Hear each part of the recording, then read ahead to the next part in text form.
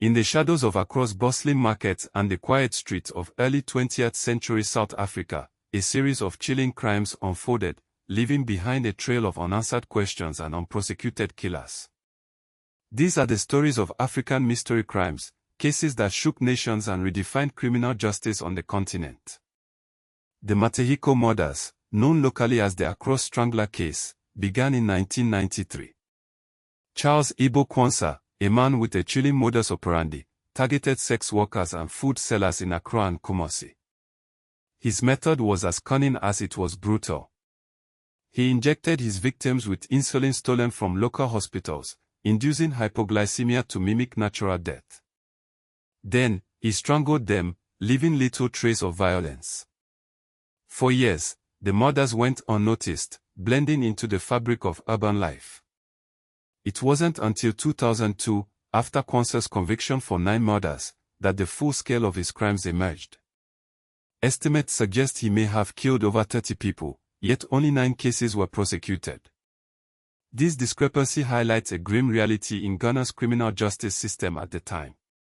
The Kwanzaa case marked a turning point. In 2002, Ghana established its first DNA laboratory, a technological leap that was previously non-existent. This lab became a cornerstone of modern forensic science in West Africa, a direct result of the Matehiko murders. Meanwhile, in South Africa, another killer was making history. Pierre Bosson, known as the Station Strangler, terrorized the region in the early 1900s. His victims were young boys, lured and killed with a pattern that went unrecognized for decades. It wasn't until 2001, 75 years after his crimes, that Bosson was officially named South Africa's first serial killer. This delayed recognition underscores how colonial and racial biases influenced early policing, often ignoring crimes against marginalized groups. In 1995, Moses Sitho's reign of terror began. Over a span of just 43 days, he murdered 38 people, raped 40, and robbed 6.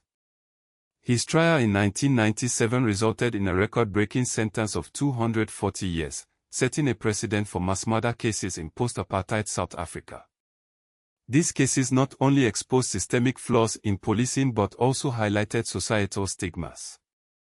Victims, often sex workers or market women, were marginalized, delaying investigations and justice. The impact of these crimes extends beyond the courtroom. They have become part of cultural memory, inspiring crime fiction and reshaping forensic infrastructure across Africa. Yet, controversies remain. The true number of Kwanzaa's victims may never be known, and Bosson's delayed recognition raises questions about historical accountability. These cases remind us of the importance of forensic science, the need for systemic reform, and the enduring legacy of those who were lost.